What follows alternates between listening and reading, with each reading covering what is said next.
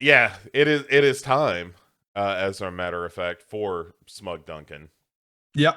And but Magnanimous in victory. I will say I'm not gonna be like Bo. You know how Bo pushed all the lives. Like I'm not gonna do that. I'm just gonna bask comfortably in the knowledge that I am the best.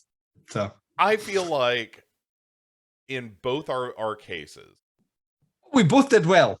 yeah, that this is a situation where we were both totally right, Yes.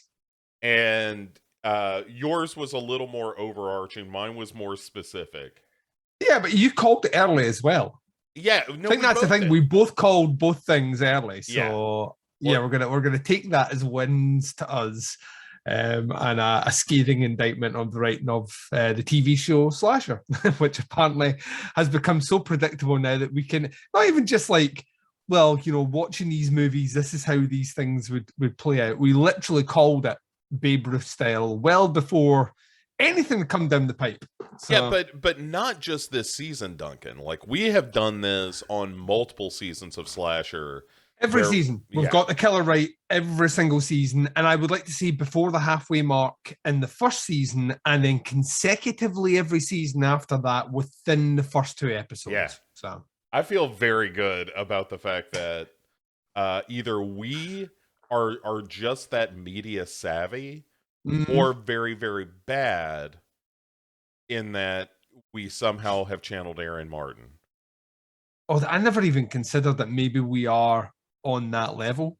Maybe that's how our brain operates. Yeah. Maybe this is a perfect TV show for us, Bo. Well, I mean, calling Slasher the perfect TV show for anyone or anything is tough. It's got its fans. It's got its fans. Yeah. I was as soon as I confirmed after watching the episode last night, as soon as I confirmed who the killer was at the end of the episode and realized I was right, I was like, okay, let's just check like the overall scoring for season 5, and it scores high, still scores high. So sorry, season 4. Yeah, I was about to say, season 5 is my favorite season because it doesn't exist. It's not happened yet. Yeah. No, so it has its fans. It has its fans, and I will say this episode might be the dumbest one out of the lot. Oh, is it? It really is. It's just because it relies on a huge amount of character interactions, and none of these characters have anything below the surface at all. So as a result, all the conversations are kind of don't pick on her. Yeah. Like, you should be picking on her, and then she's like, "Oh, thanks very much. You're not my friend." Well, I'm like, "What the fuck?" It's like it's all twisty turny, trying to once again. This is the kind of the flailing attempt to once again set up potential red herrings before the reveal of the killer, and it does it in every single season, and this one felt like the dumbest one. Yeah. But all right, so in prediction territory though, Ooh. I think we're going to end up exactly where we thought, which is like, oh, okay, well, clearly it's going to be Vincent, Theo, and Liv. We said that at the start, and I still think Liv's the only one getting off the island.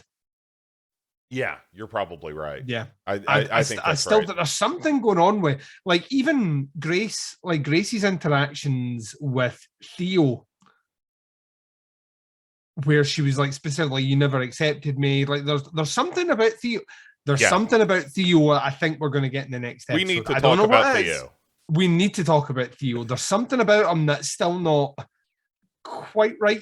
Like, Vincent's a known quantity in the TV show, and Liv's a known quantity. Theo has been very good at kind of jumping, very fluid, jumping between sides and kind of maintaining an air of morality whilst at the same time his actions not living up to that. So I get the feeling we're gonna, but this episode's just a big pile of shit, if I'm honest. It's another episode where kind of nothing happens. Nothing happens. Until it's a whole episode and nothing. And it's not even like we're going to get to the puzzle in this episode, which is, once again, a whole lot of nothing. Yeah, right. All right, we'll get to it. Let's put a pin in that, and let's get to the actual fun part of the show, which is to talk about recent watches. And Yeah. I'm going to go first this time, Oh, executive go for it. decision, because I want to talk about the good first.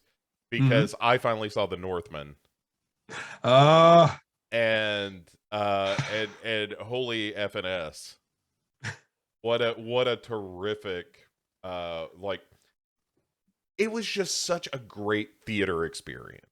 yes. And This is what I don't understand. Like what I'm reading from people's like, they overspent on it and all the rest. I'm like, not where I was sitting. and look, But, whatever they spit on it, I think I told you that and I suppose very slight spoilers for the Northman, and I'll put this in the time code, but very slight spoilers for the Northmen, or I don't know, Shakespeare, or the list of other things that have, is it like I don't know. Anyway, yeah. So the what I dug about the Northman was that it, in addition to it being, yes, kind of this retelling of Hamlet, but we kind of knew that from the trailers and all that stuff. Yep. Which is fine. I mean, look, so is The Lion King, and I love The Lion King too. Yeah, 100%. Yeah. So, and the Northman is really the Lion King of our generation. Yeah.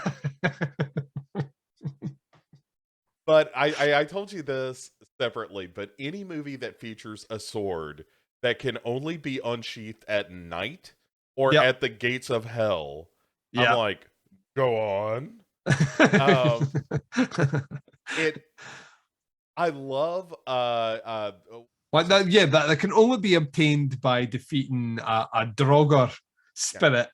Yeah, it's just like the greatest thing ever. I'm like yes. It's like a real life Skyrim. I was like I was like visibly erect in the cinema when this was happening.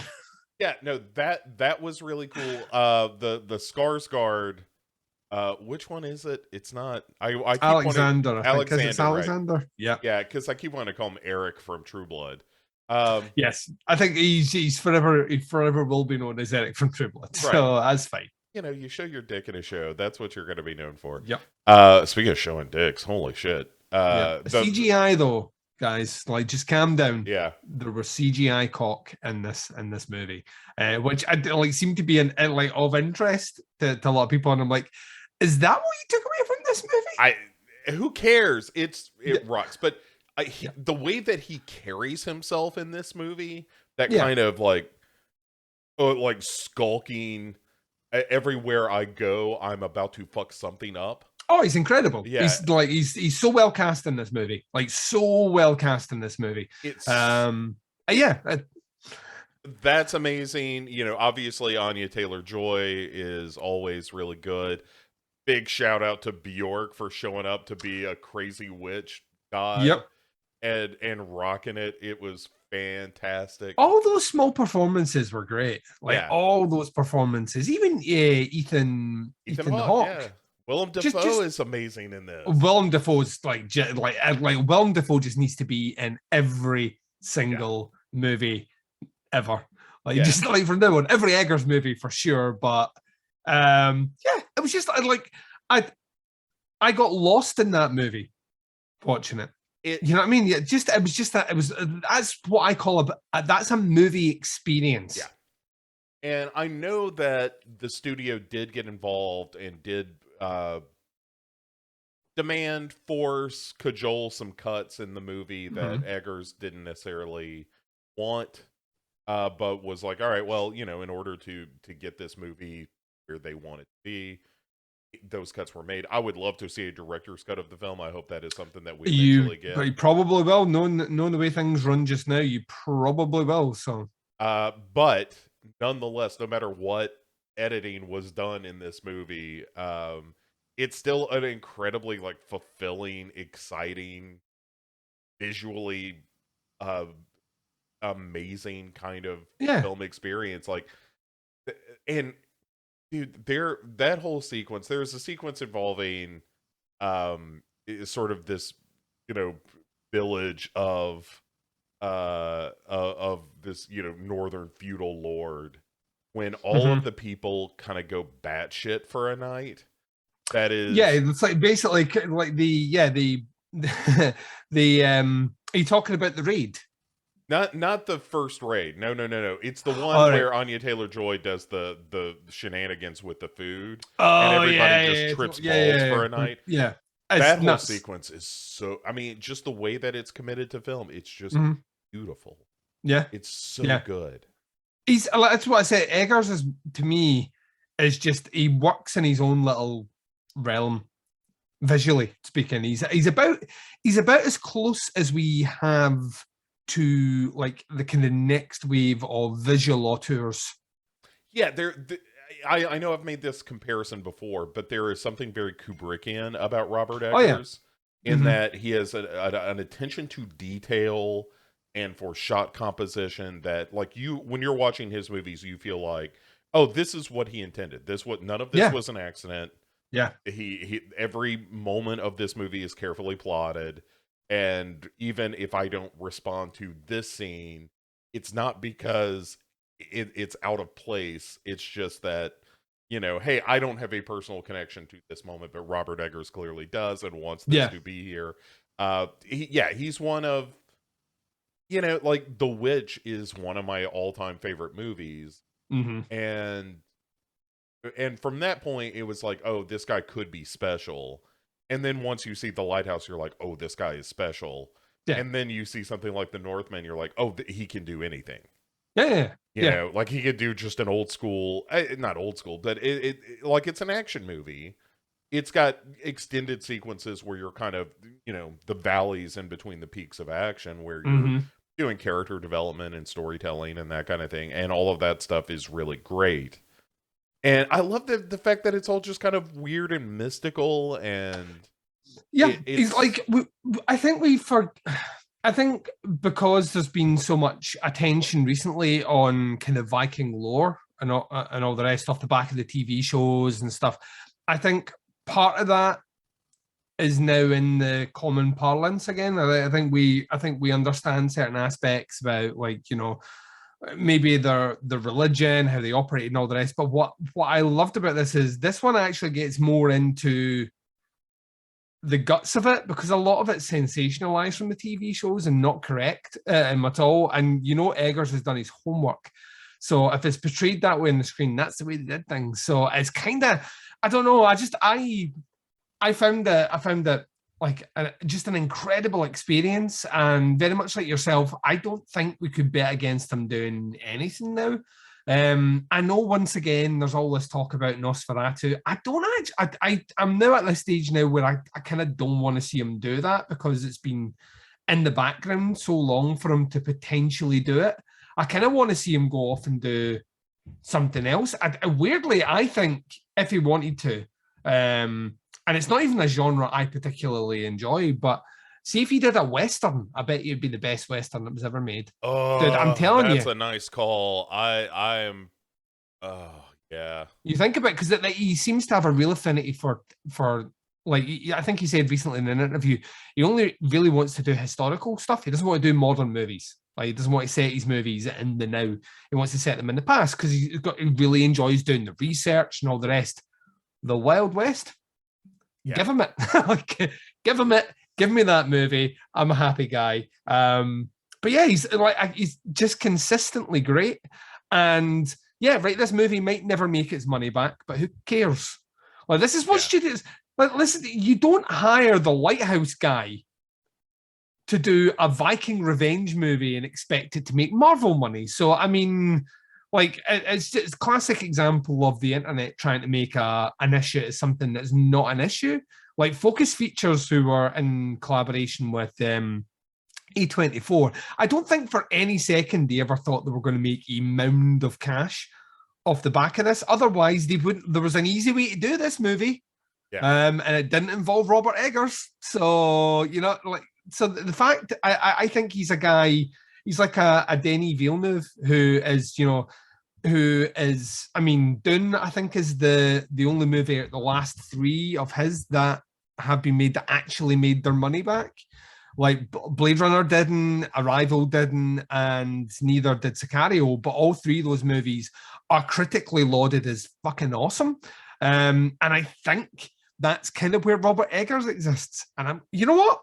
I'm kind of cool with that. We need people like that can do spectacle cinema and bring it in a way where his movies are adult movies. Yeah, for sure. I was gonna say it's almost not even spectacle cinema. It is almost it. I mean, it's still an art house film. Yes. Even though it's got a healthy dose of Conan the Barbarian. Oh God, boy, does it ever!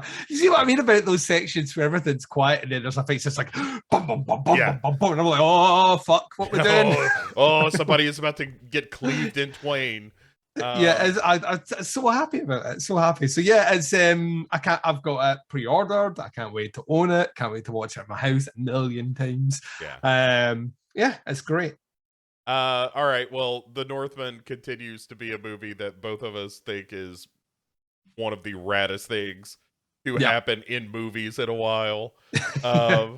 It's so, oh my God, it's so good. I just like, I wish that's a movie that I could just throw on a Sunday afternoon and just live in all over again. And it's that same kind of vibe of, I just want to live in this movie for a little while.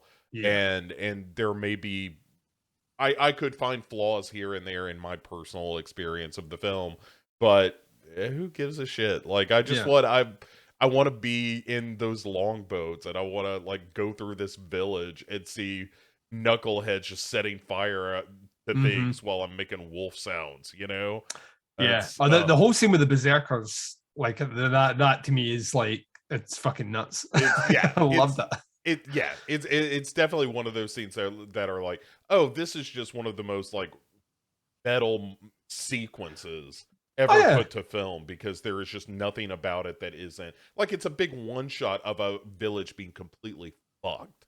And it's so good. Anyway, what is your good for this time out? Going in a completely different direction. The Unbearable Weight of Massive Talent.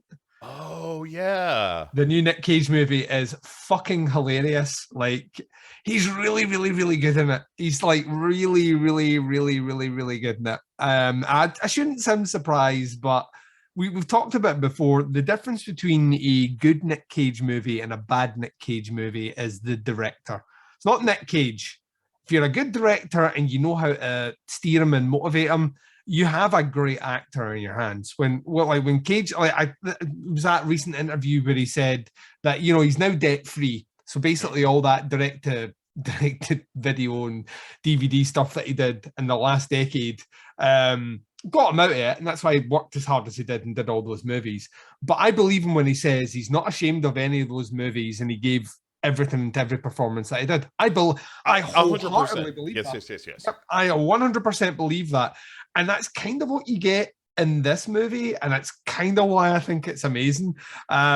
So the story is Nick Cage is playing Nick Cage, famous actor, and has been known for making a lot of movies, to the point that he's maybe no longer necessarily taken seriously, and the part of a lifetime comes up and he's eager to get it. Meanwhile, his agent, who's played by is it Sean Patrick Harris? No, not Sean Patrick Harris. Was it Neil Patrick Harris? Neil Patrick Harris tells him, listen, there's this very wealthy guy who's a massive Nick Cage fan, and he wants you to show up for his birthday party for $1 million. And Cage is like, no, this is the movie for me. This is the movie that I want. And so and I'm not really spoiling anything, within the first 5 minutes didn't get the job. So he has to kind of fall back to make ends meet by appearing at this guy's villa in Spain. But just so happens that this guy is maybe a warlord who's also written a script for a movie that he wants Nick Cage to be in, because he's the biggest Nick Cage fan ever. And the CIA tried to intercept Cage and put him in as an agent to get information on who they think this guy is, a warlord. And that's kind of the setup. And that's Pedro Pascal is the warlord character? Okay. Yes, he is absolutely fucking amazing in it. He's not someone I would necessarily like. I know Nick Cage can do funny stuff because I've laughed a lot at Nick Cage. Pedro Pascal is not someone I would like instantly think would have strong comedic chops. He's fucking hilarious in this movie. Like just like across the board, absolutely hilarious in this movie.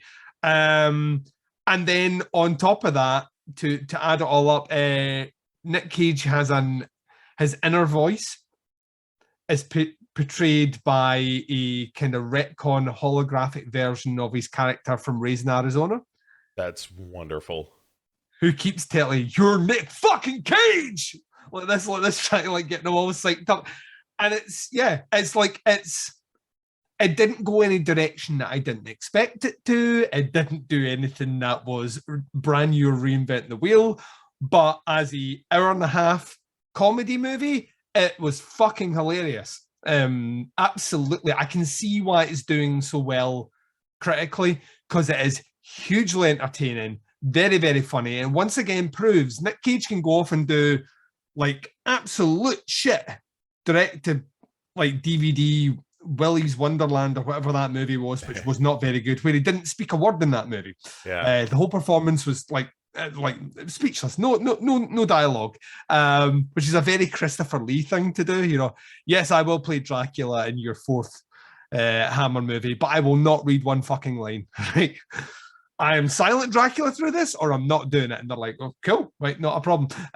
Which actually happened for the people out there. Christopher Lee did an entire Dracula movie for Hammer where I think he has like 2 lines in the whole thing, because he point blank did not want to do it. And I think contractually he had to do it. So he basically said he didn't want to do any lines. So they still filmed it anyway. Yeah, I'm trying to remember which one Is that it was. Taste of Blood? It might be Taste of Blood. I'll verify, but yeah. Yeah, but yeah, so like in the like Willy's Wonderland, what must have cost like chump change to make that movie? Yeah, $25. Yeah. Yeah, and now I see him in this big Hollywood movie, huge Hollywood movie with a lot of money that's been flung at it, and he's fucking great. And that's kind of why I love him.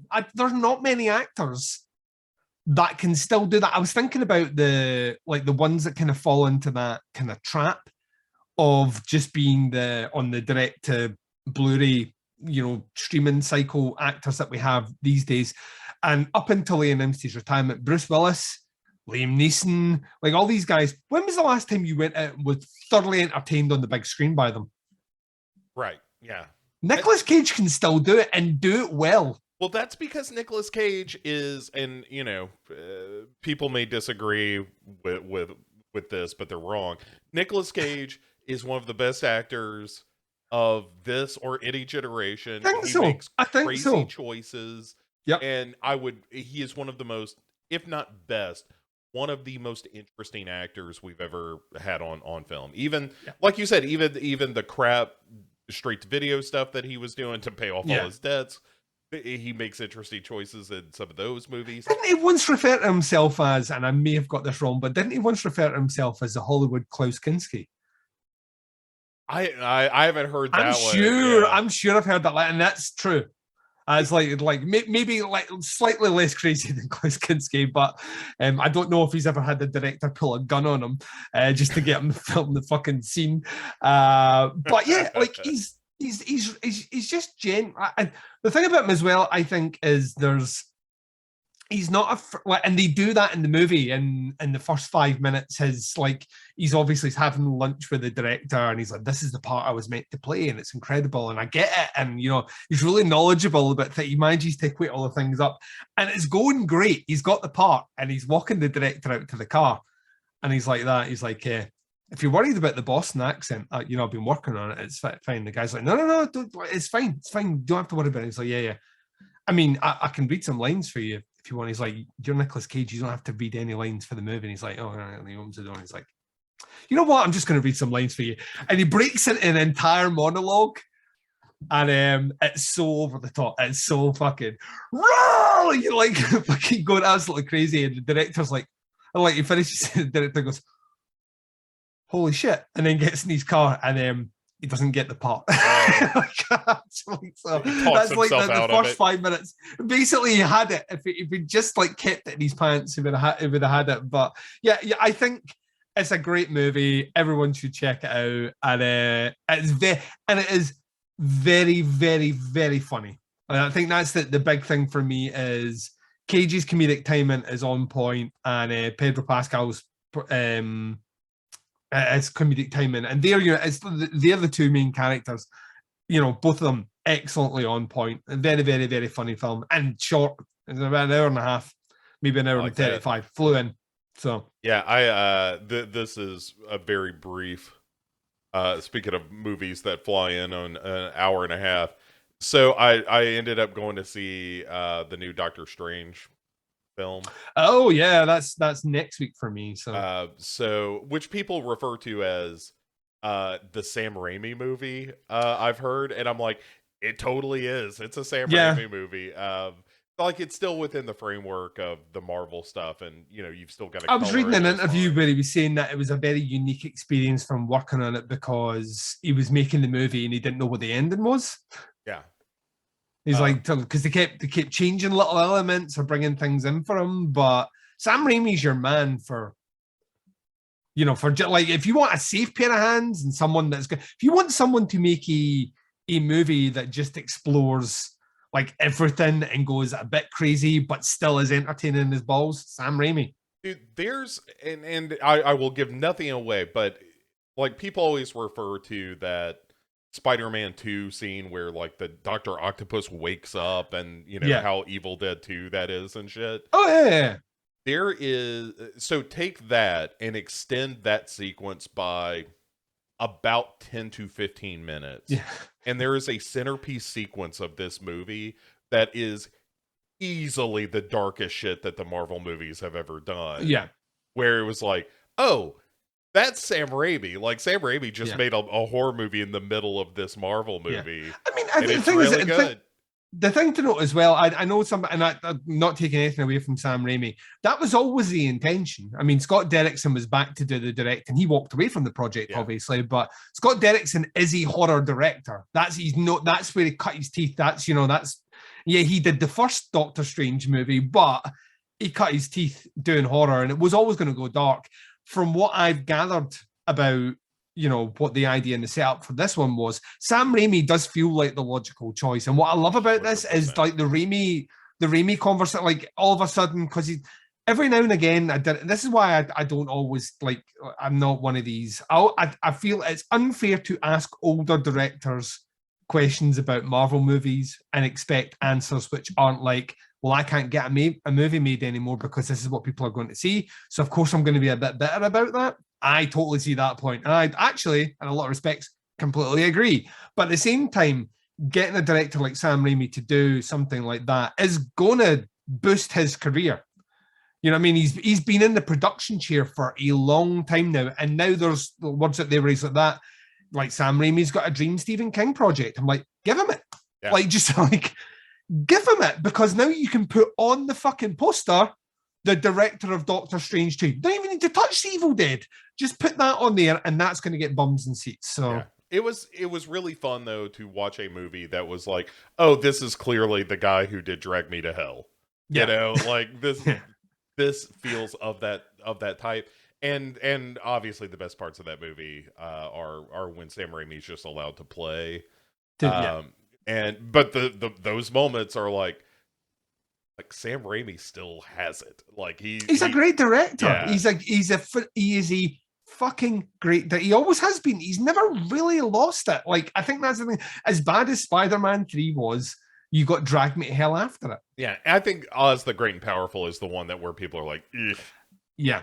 I mean, like I said before, find me the director that's got the length of career that he's got that doesn't have a blip. Yeah, and once you see it, we will discuss the Bruce Campbell cameo. I will look forward to that because I found it delightful, and I like the theater that I saw it in. There's a moment where everybody it was like a real groaner of a moment for people, and I was like, this is exactly what I came for. I don't know what you people are complaining about. But we'll talk about that at another time. Anyway, I'll fit my bad in real quick. This won't take but a minute. Go for that. Which is, I watch a lot of these found footage movies, Duncan. You do. I keep telling you to stop, but you won't. Can't. So I watched one recent. I don't know if we've ever watched this or if we've ever talked about this, but a movie called Capture, Kill, Release. Oh yeah, I liked that one. I do too. I like that one a lot. So I was riding high on having seen that again, and then was like, all right, let me plumb the depths of the internet and see what other found footage movies people are saying are pretty good. And I ended up watching a movie called The Encounter, which is All right. it falls in the sub genre of found footage, the sub genre, being found footage, sub genre being here's a found footage movie about some people running afoul of some aliens out in the middle of Uh-huh. nowhere. And it's a movie that is like, I have to give it some points for ambition, because Mm-hmm. it's trying to do more than just like follow a bunch of people around with a shaky cam, but also it the talent required to pull off the ambition that it holds is nowhere to be found in the movie. Mm-hmm. So it just becomes like, yeah, I see what you were going for here, but none of this works. This is all really, really bad. And it's the thing that I found most entertaining about the movie was that moment where you're like, oh, you thought you were going to make a really good movie. Oh And then no. at some point along the way, the directors just had to be like, oh, we're not going to be able to do this. And I don't know if it's the performances or the effects work, which is real shoddy, or Oh. just the fact that it's a little too ambitious, you know. But it's a bit of a mess. Anyway, so don't see the found footage movie The Encounter. All right, Duncan, that is my bad. What would your be? What would your be? What would your be bad? What would your bad be? My Uh, bad be bad, Bo. So like, I don't have anything for this week, but I did watch something that I wanted to mention weeks ago, and for some reason I obviously either forgot about it or I skated over it. There's a movie which generally wouldn't be one that I would watch. It doesn't have anything that would make me want to watch it, but I had a child on my arm, like basically asleep, and I couldn't move anywhere in fear of waking up said child. So I wanted something to kill an hour and a half. So I put on the new Gerard Butler movie, Cop Shop. I don't think I've ever even heard of this movie. Right, was one of these kind of Smoking Aces kind of style action movies. All Remember right. the movie Smoking? It's that sort of thing. So basically, guy, right, on the run, gets locked up by the police, and then a series of contract killers descend on the police station to kill this guy, including one Gerard Butler, who pretends to be drunk and gets arrested so he can get in the cell beside him and take him out. And then all manner of shenanigans happen, including I'd like a like morally rigid female cop who I think has either just started in the force or it's her last day. One of the it's all cliches. It's fucking just a ball of cliche. She's there and she won't bend the rules for anyone and all the rest. And I was watching it, and there's a lot of gunfighting, and there's a lot of kind of weird quirkiness, and there's a lot of we're trying to be fun. And what I realized about halfway through it is I hadn't cracked a smile. I hadn't enjoyed a minute, and I was desperately hoping it would end. And then it gave me an ending which kind of, I was kind of like, is this? So we're going to get an after credit here because this ending shit if we don't. And no, they didn't. They didn't. They just did, like, so to spoil the movie, spoiler tags, the Hollywood masterpiece that is Cop Shop. At the end of the movie, the morally just cop, she's in an ambulance driving one way, right? And the Gerard Butler guy, who she knows is a killer, she knows this guy, contract killer, all the rest, who's also kind of set as a hero in this movie. It makes no fucking sense. He drives off. So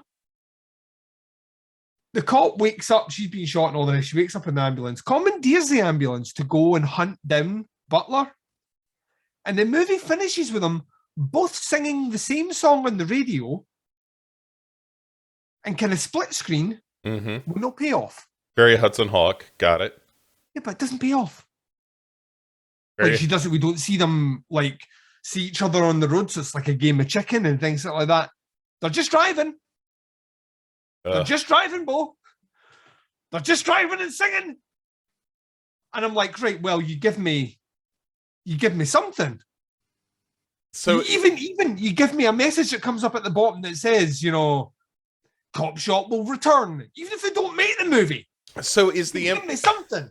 Is the implication that she has let him go because he's such a good guy, or that he gets No, the implication is I think she's going to hunt him down. Oh. But it's not clearly defined. Like this cop who's not done anything wrong throughout the entire movie has been strict to the point of the law, steals an ambulance, and then starts singing to the radio. Whilst we jump to Gerard Butler, who's also singing to the radio. The same song. Well, that doesn't sound very good at all, Duncan. It's shite. That's what it is. It's just a fucking... Like, of all those movies, of all those kind of... Like, Smoking Aces is the one I come back to all the time.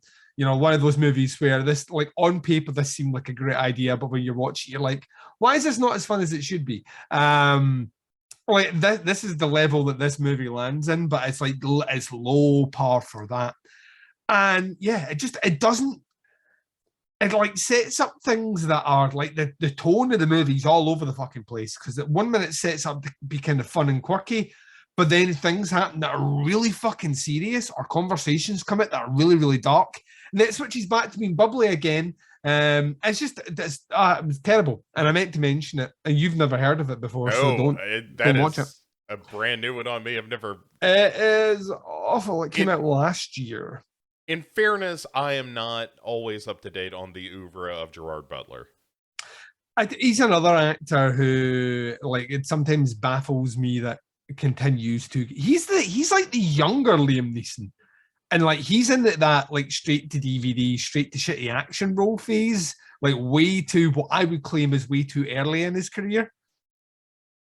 Yeah, it's weird. I guess like somebody like a Liam Neeson, I guess that's just how they get their money at this point, and they're I think you could very easily. So this is why I think it's important that shows like True Detective exist, where they can just like they can pull an actor who's been out in the wilderness making like the same movie 100 times and pull them in and give them something different. Kind of what you want. Like Tarantino did it for ages. He'd be like, "All right, I'll resurrect John Travolta. Mm-hmm. You're welcome. Now, I mean, I can't be held responsible for all the shit he's going to do afterwards, but I'll resurrect him for this movie." There's a part of that where, like, I look at like someone like Gerard Butler, and I'm like, I never found the appeal. Like he's Scottish, and it's almost sacrilege to say that. But I never really thought he was a great actor. Yeah, I'm kind of with you. Like, he's great in ensemble. Like if you watch a movie like Snatch, for example, he's great in Snatch, but he's not the main guy in Snatch. There is no main guy in Snatch. No, not Snatch. What's the one he's in? Rock and Roller. Sorry, he's not the main guy in Rock and Roller. So, but it's an ensemble cast, so it kind of works. You spend a bit of time with him. You don't spend the entire fucking movie with him, because that's where it falls apart. So yeah, Cop Shop, not good. Duncan gives it a thumbs down. All right. Well, speaking of thumbs down, let us talk about the penultimate episode of Slasher. I can't wait for that we may ever cover, which is exciting. No, we'll have to do season 5. I mean, we'll have to do season 5. We could be dead by then, Duncan, if all goes well. Lord willing. Right. Lord willing, the creek don't rise, as they say. Anyway. So this is episode 7 of season 4. It's called Goldfinger. Wow, wow, wow, wow, wow. And so when last we left our heroes, Duncan, the orphan was tripping balls out in the woods and had high as a fucking kite. Yeah, high as a kite. Yeah, she was for some reason.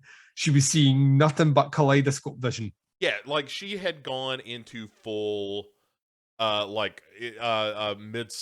territory. Yeah, she is Reece Shearsmith from A Field in England, minus the rope, which comes out, by the way. Right. So, anyway, so the orphan is still running through the woods, tripping balls, has found the killer and is walking hand in hand with the gentleman. Yes. And who she thinks is her dad, that she knows is dead. Yeah, well, drugs are a crazy thing, Duncan. They'll make you think all kinds Drugs of bad, okay. Cocaine's a hell of a drug. So, but she's doing the full psilocybin at this point, so she's just out of her gourd. Yes. And the killer has her kneel down, and then he binds her with some rope. I love the fact you're still saying he. Yeah, well, all right. Well, let's be real. Stick with the illusion, Bo. Stick with the illusion. Let's not break character. These guys don't. She strings this orphan between a couple of trees. Like a human hammock. Yeah. Very much like a human hammock. And the orphan says, "I love you, Daddy." Yeah. And then the gentlewoman starts sawing this kid in half. With the medical saw. Yeah. Which, once again, if you were wondering who this was, this is, like, to me, this was when, as soon as this happened, I was like that. I called it. Yeah. I fucking Well, also, there was no one, I mean... Yeah, at this point, there's no one left. Like, by process of elimination, we've seen all the characters together and there's no killer. There's only one character that we have not seen physically die. Yeah. Which was my issue before. I bet you Aaron Martin et al. Thought they were being real clever with that scene, but in hindsight, turns out really fucking dumb. He sawed her in half.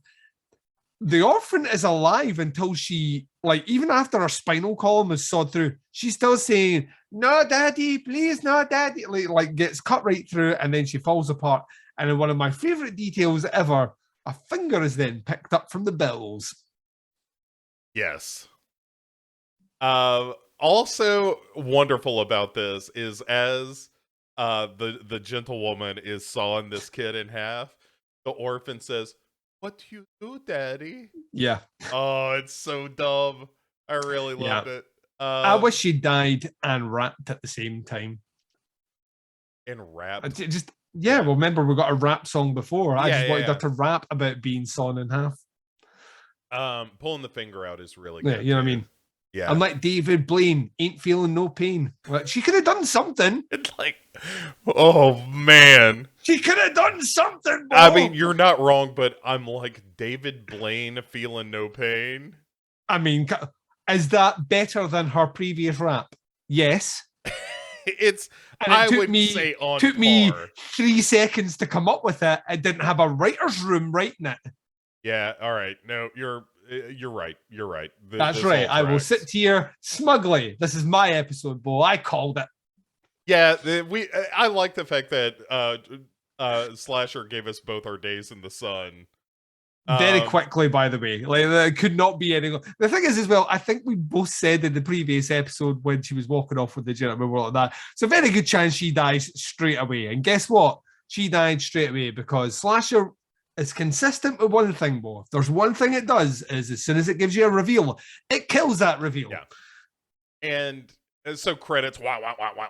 Yeah. Optimus Prime turns into the truck and is ready to roll out. And then we cut over to... You got the touch. You got the power. Dude, I listened to that song last night. Yeah, I'd run to that song. Like, really? see if you're on the treadmill and things start to... See when you're doing a bit of training, any sort of training, and you start to feel the lag come on, a couple of songs, Thunderstruck will always get you running faster. Yeah, like, Thunderstruck is good. I'd like that. But you got the touch, you got the power, you put that on, I swear to God, you'll take down an army of fucking Decepticons. I tend to run to podcasts, which is probably not the way to go because it's not as motivating when somebody's just like...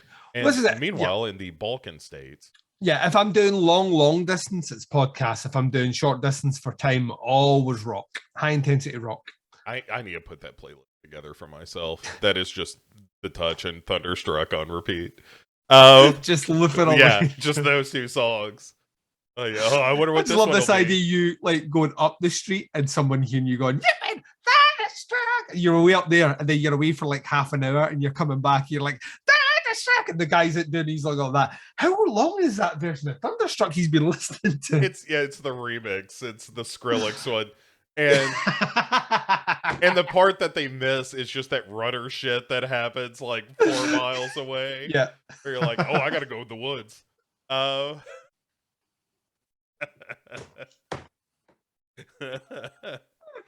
He ran 32 miles and shit himself twice. Danger is real, by the way. The danger is real. It's always a threat. Yeah. No, I haven't just outright shit myself, but there have definitely been a couple of times of like, oh, I have shaken something loose and I need. Yeah, that's all you're doing is shaking your entire intestinal tract. Your colon is getting like your colon is on a thigh master. Like that is literally it's like it will move things along. By the way, new Duncan and Bo merch. Your colon is on a thigh master. So check that shirt coming soon.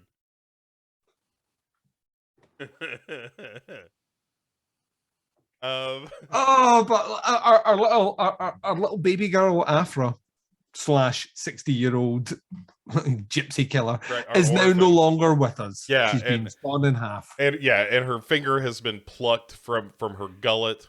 Yeah, so our finger was plucked. So this is Thingy's finger. Whose finger? Or Florence's or Grace's. Well, there's a lot of fingers being eaten like this is at this stage.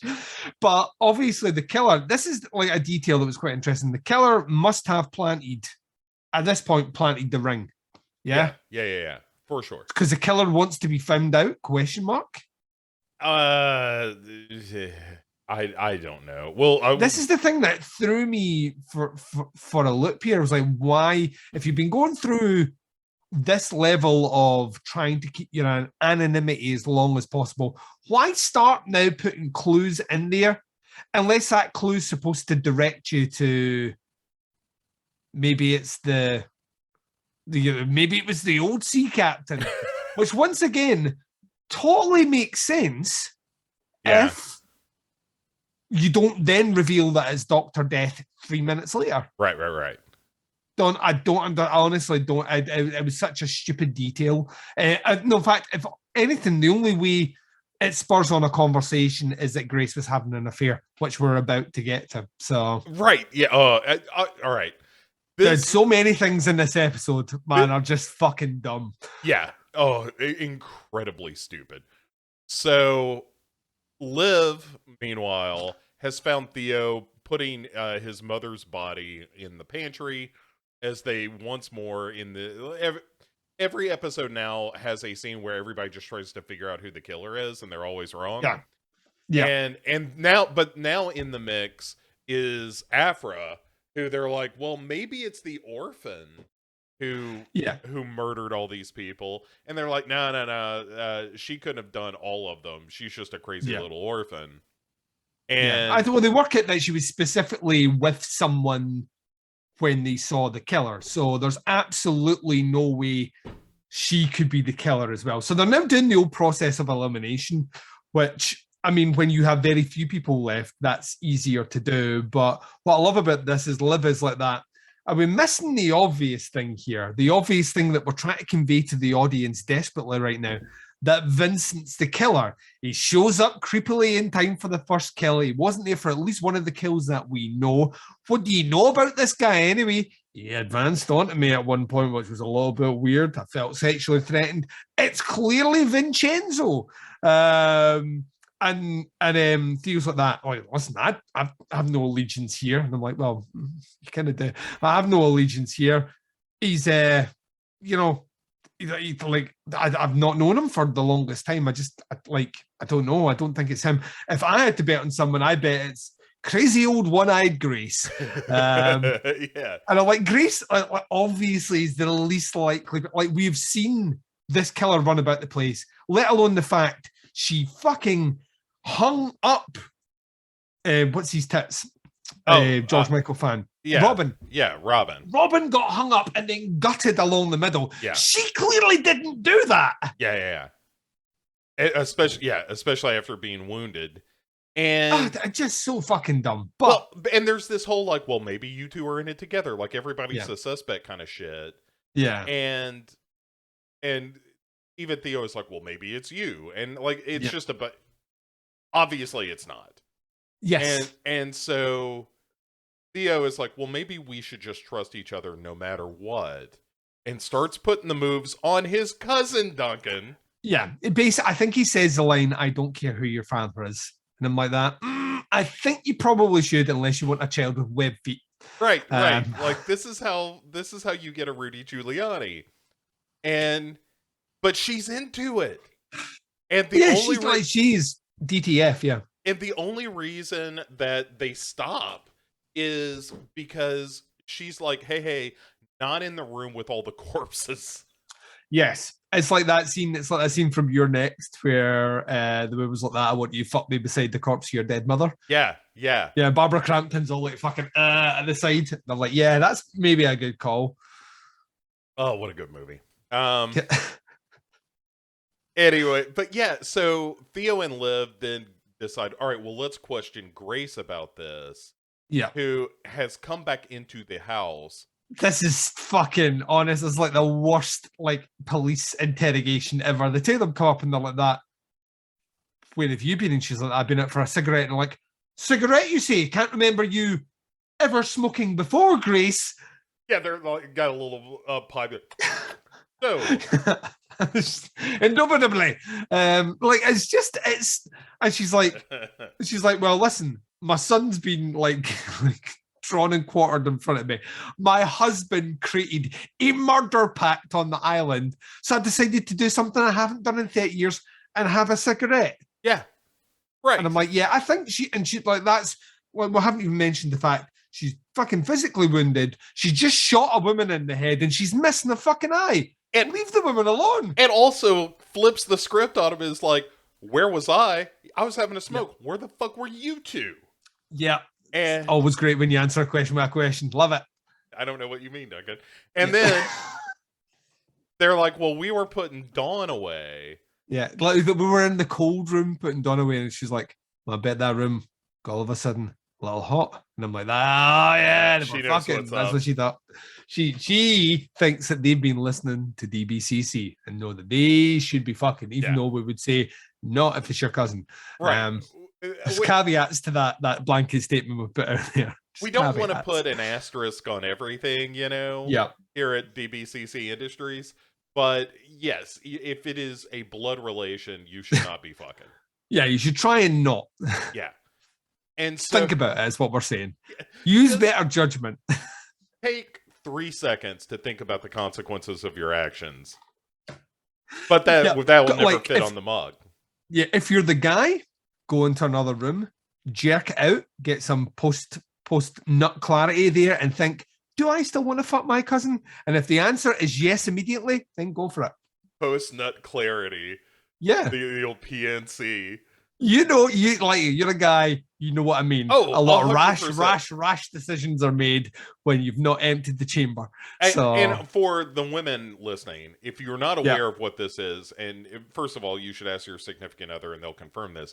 But what happens 100%. Is if you're a guy, your decision making decreases. Oh yeah. At a steady rate. Yes. As more and more of your brain is filled with like, boy, it's been a while since I came. Yes, 100%. Yeah. And so you've got to, every now and again, you got a nut. Yeah. And then that reduces the level of dizziness in your brain to 0.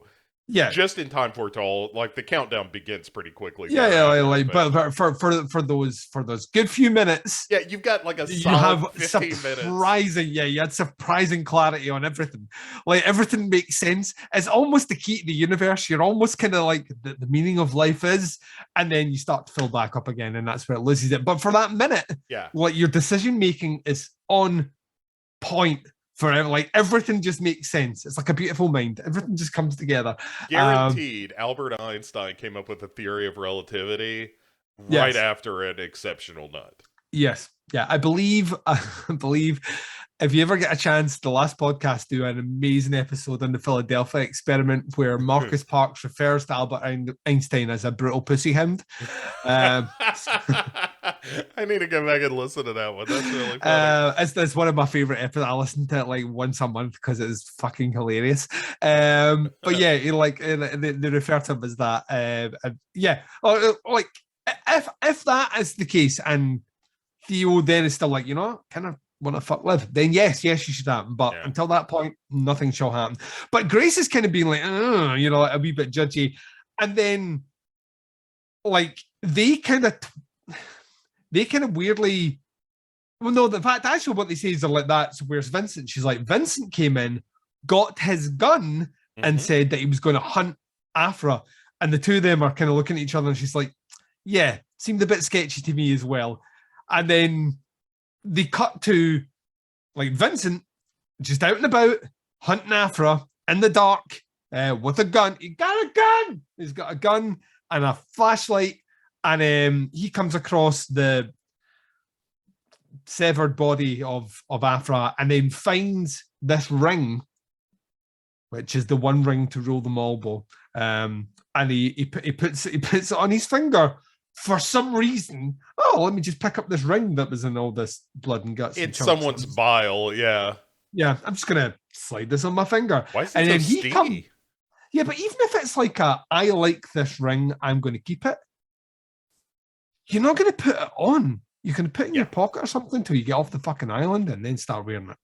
Right, but because he has... He comes in, though. He comes like, this is the thing. He comes in and then he does the old, let me dab my forehead with my new ring finger.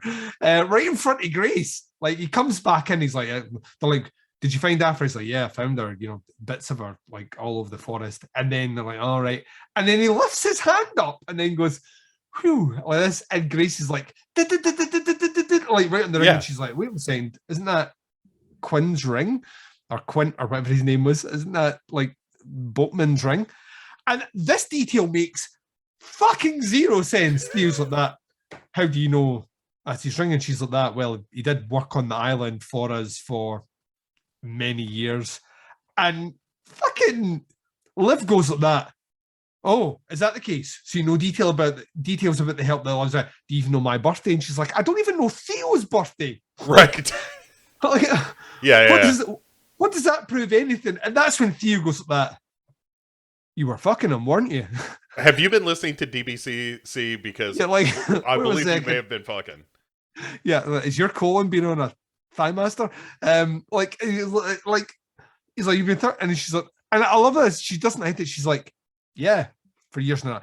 I can't believe you'd betray my grandfather. The same guy that's been trying to systematically kill us off. Of all the crimes on this island, the one where she's having an affair with the boatmaster is the least egregious. And also she points out, like, not only did David Cronenberg know, sometimes he watched. Yeah, he encouraged it, and sometimes he watched. And she's like, what do you think of that, Theo? And Theo's like, just remember a couple of minutes ago you wanted to fuck your cousin, so let's maybe rein in the preachiness. No kidding. How about you get off that soapbox now? Because I'll get on the incest one over here, and we're back on the same level. Like, ain't no one clean here. Like, everyone's guilty. And like they're kind of all like doing but we get a flashback. We get our first. Yes, this is 100% going to be the episode Grace dies. Why do we know that? Because the flashback is about Grace. Right. And once again, it shows us something. I want to say, I might be wrong, but I want to say her flashbacks played out to something you maybe off the cuff mentioned way back at the start of this, that maybe Grace was, as soon as we found that she was the nurse looking after the wife, I'm sure, I'm going to have to go back and listen, I'm sure you said something like, it'll probably be revealed that she knocked her off or something. I can't remember. This plays it exactly like you would, but in the most, we've said it before, let's say it again. We're not at the scene yet, but the one thing you should never ask cold, calculating auteur David Cronenberg to do is emote. And you're going to realize in this episode why that should never fucking happen. His tear scene is painful to watch. But yeah, down the road a little bit, but it is the one scene where you're like, oh, this is not your wheelhouse, even a little bit. Yeah, what like let's end this. Like, let's just cut this scene from the flashbacks. But anyway, we've got essentially Spencer's soon-to-be dead wife, who died of cancer. She's in the bed. We see Grace as her attending physician, which we already kind of knew. She was just like live at home nurse, and she's on the way out.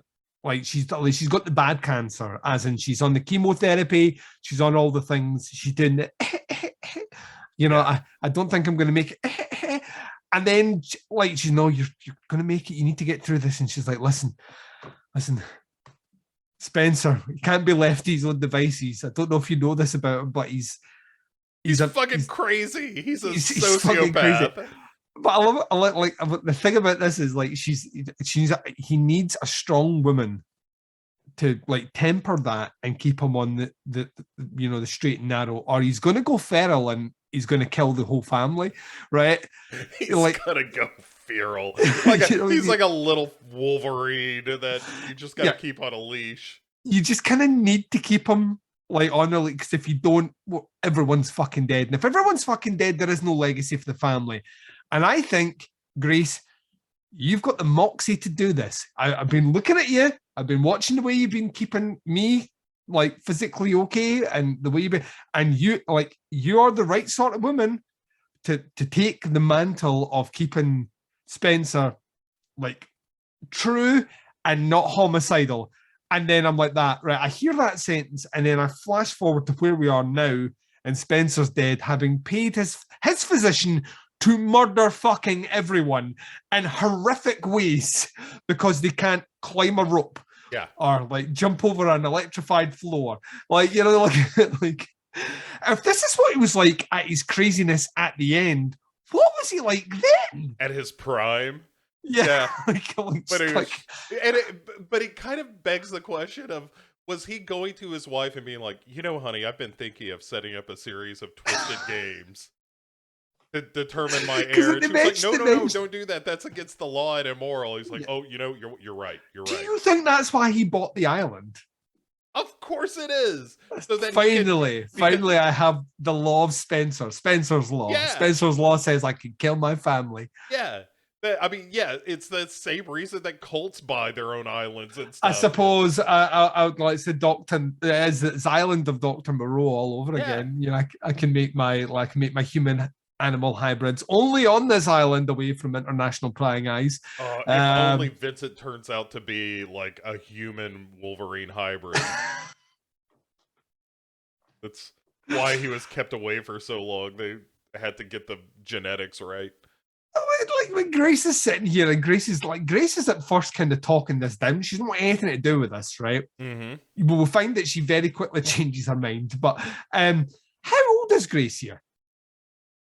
It's a good question. I assume that this is a situation like she was in her 30s. She must be, if she has a son fathered by Cronenberg who was as old as Jaden. Right. Well, yeah. So she's in the present day of the show. She would be in her like early to mid 50s. Yes.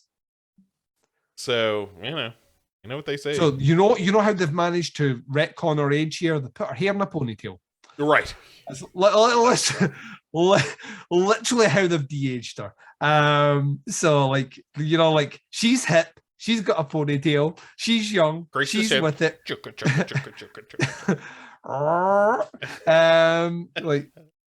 It's so fucking just what we're doing here. But anyway, that's our flashback. Our flashback is basically the dying matriarch of the family, the Galloway family, on our kind of deathbed, not doing well, is basically saying, listen, I'm gonna die. Spencer's a fucking maniac. He's gonna murder everyone if he doesn't have someone keeping him occupied. So you, Grace, need to take up the mantle. I'm going to give you this curse. You're now cursed with like making sure that the family doesn't eat itself. And she being kind of reluctant to do that. He's a blowjob away from inventing his own nuclear weapons. Yes. Yeah, this is what we mentioned earlier on. She needs to make sure the pipes are cleaned at all time and he has post-nut clarity. Otherwise, everyone fucking dies. Yeah, he's got the worst case of cum brain ever. Yeah, like there's two things that Grace has to do, right? Like Grace has to either clean the pipes or make sure he never finishes a meal at the table without being outraged. And she went with the latter. Yeah. Like she did not clean those pipes. She just made sure that whenever he was about to eat, some family outrage had to happen and Cronenberg had to storm away and that would keep him occupied. She's done her job, Bo. So at her service. Yeah, here's your gold watch. Happy retirement. So we go back to the present where Liv is also kind of slowly getting on Grace's side about all this because Theo's being a judgy little prick. But this is the flip-flop thing that just doesn't work. And this is what I meant about this episode is just so poorly written in that everyone has to be at odds with each other so we can try and make the audience, and I'm assuming it's for the audience because it can't be for the characters, to keep the audience guessing as to who the killer is. So what you get here is essentially like are going like that, you know, just like lay off Grace for a second, Theo. Liv, who had just been kissing her cousin near all the corpses, is now grilling him about like his poor treatment, but also turns on Grace and is like as soon as Grace thanks her. Yeah, like Grace is like that. Thanks very much, Liv, and she's like, whoa, nah, I saw how you treated my mum. Yeah, and she's like, well, actually, me and your mum were kind of BFFs at the end, like towards the end, like we were totally together and step. And she's like that. Listen, you're the bottom rung on the killing ladder, I think is the line she uses. And I was like, that is a shit line. You're the bottom rung on the killing ladder and you're just reaching it for allies. I ain't going to be your ally, Grace. Right. Yeah. Like you only did this to make sure that you had some leg up on the competition or whatever. Yeah. You would assume she would go with the strongest people then. Right. But all right. So then this bell sounds. This is amazing. This is amazing. This laptop has not been on charging in a drawer for 3 days and is still working. This is like whatever fucking future tech is on the Galloway Island. We need to invest in it. It turns out that David Cronenberg's fortune came from lithium-ion batteries that last for 3 weeks. Like no battery. Like we've all owned laptops. No laptop lasts 3 days unconnected. Like it doesn't happen. Yeah, but it's a real like bing, bing, bing, and they're like, "What is that?" And so they find this laptop with a QuickTime file. Why just not the same telly over and over again? Cronenberg would never have known they would smash this telly. Why not the same TV in the same room every single time? Why isn't it different locations in the house? I wonder if Dr. Death was like, okay, we need to get one take for television. Yeah. Then we need to have files prepared for laptops, kaleidoscopes. So if one power outage happens on any of these things, one takes the place. Yeah. It's backups. Yeah. System of backups. So they find this laptop. Those like penny arcades, you know, where you just crank it and it's Cronenberg. Like sitting at a desk and speaking, and you do the inserts of the title cards of like, it's an animated flip book. You flip through it, someone's meticulously drawn Cronenberg where it's like Cronenberg's still there, right? And he's still on. He's like maybe 17th whiskey by now, and he's like, "Listen here, fuckers, it's like penultimate game time, bitches." Woo! Listen, you big baloney. What? You guys are gonna be trapped in a basement with some puzzles or something. And then whoever wins, and the loser, well, you know what happens to the loser by now. Yeah, the loser smells. But like he literally says like this is a gate, like you've been doing all the tasks have been a brawn thus far. It's time to do them with a bit of brains because you need both to run the Galloway family fortune. I would argue you don't because David Cronenberg's fucking insane. Yeah. I would say that you don't actually physically need to have smarts at all. You just need to be homicidal. So he's like that. Yeah, you all go down there. It's the same rules as before. First person to solve the puzzle wins. The last person, well, you kind of know what happens to them by now. Later, bitches, and bye. And then the screen cuts off. Right. Then Theo wisely is like, hey, the boat comes in 9 hours. Yep. Fuck all of this. Let's just be cool. Yeah, but what boat comes in 9 hours? The supply boat? This is the bit that I don't get. What's the boatmaster on the island for then?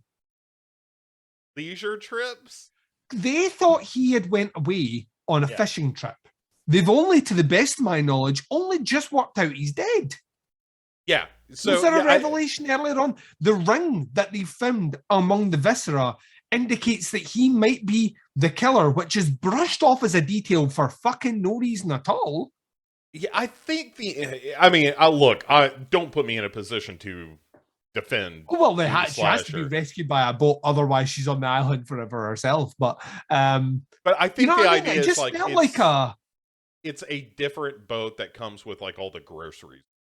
Must be. But anyway, like we're 9 hours away from it. Let's not play this game. Right. Let's all be together on this one and let's wait for it. Survive, because by the process of elimination here, I'm fairly sure none of us are the killer. Yeah. But Grace, on the other hand, is like, whoa. This is kind of my jam. Like, she's like, I'm smarter than all of you. Yeah. Like there's one thing I couldn't climb ropes. I couldn't jump over electric boxes. I sucked at paintball, but guess what? I'm smarter than all of you. So, like, this is like, you're going to eliminate me now. This one I can do. And she's like that. Let's do, and then they like this is fucking hilarious, by the way. Right, she's like, fuck that, I'm gonna go to the basement and do this game, and they just grab her. Yeah, they're like, let's get her! Yeah, get her, that was your plan. And they throw her in a room, lock her in, and are just like, this is for your own good. Yeah, so Slasher likes a good head bangs off something as well, because her head fucks off the side of a wrought iron bed, and she kind of tumbles down, and she's like, and they lock her in the room, and they're like that, we're just going to go downstairs and wait it out.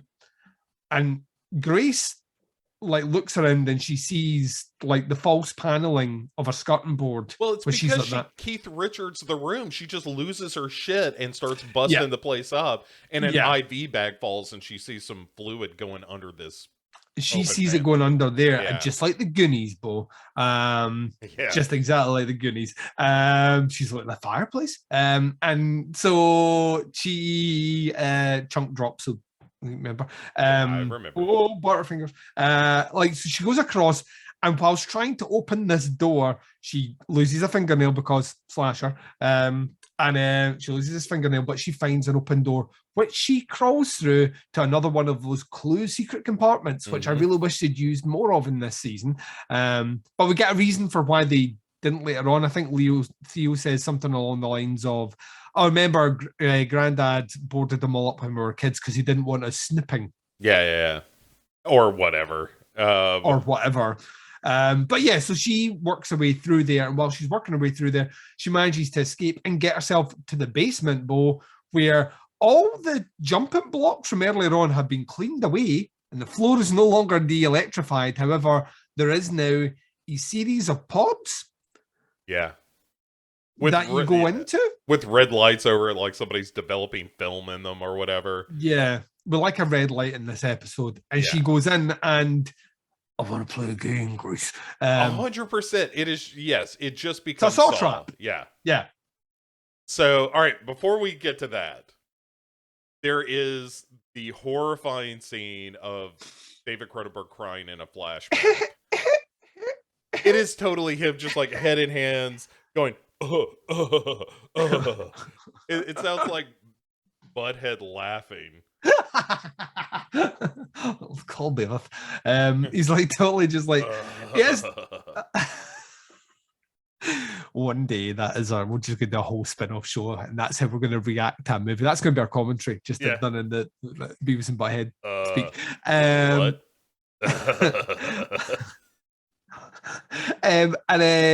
So she walks into the room and she's like, oh shit, he's crying, right? I need to walk out the room. And she takes one step and she's like, or do I? Or is this my chance?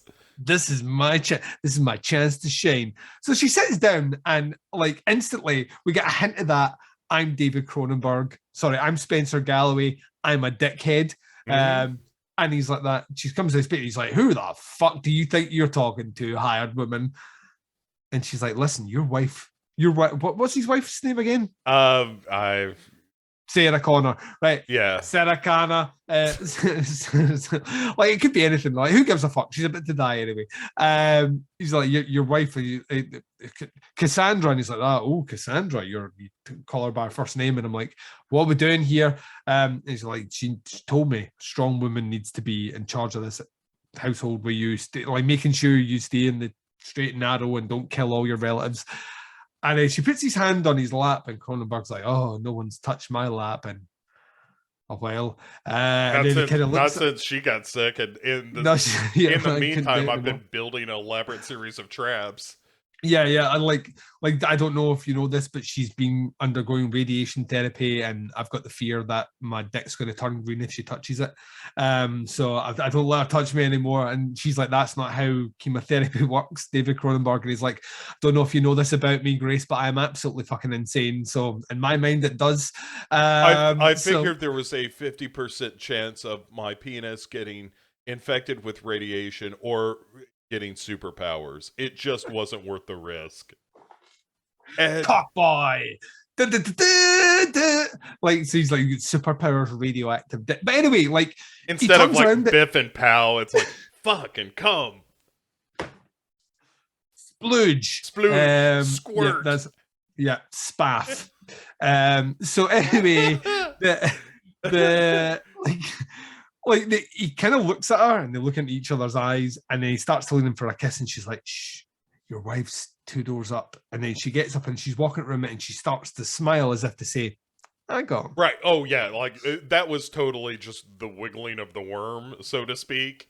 Yeah, this was a lot easier than I thought to become the head of a multi-million-dollar household. But again, it's because he's all cum dizzy and doesn't know what he's doing. He has not cleaned the chamber. This is what that like. The episode should not have been called Goldfinger. This episode should have been called Clean the Chamber. Yeah. Right? So anyway, Finger, the man with the sticky touch. Yeah, ammonia touch. I don't know. I don't know where we're going with this. So anyway, like she walks out the room, and I'm like, right. So once again, Bo. Yes. The next scene with a flashback kind of makes sense to set up how Grace ends up where she did. Yeah. Do any of the previous scenes need to be there? No. Maybe I will argue. Do they though? Like, or even the final scene, because they always do that one last flashback scene, which is never needed because you're like that. Oh, so he did marry Grace after all. Yeah, right. So stupid.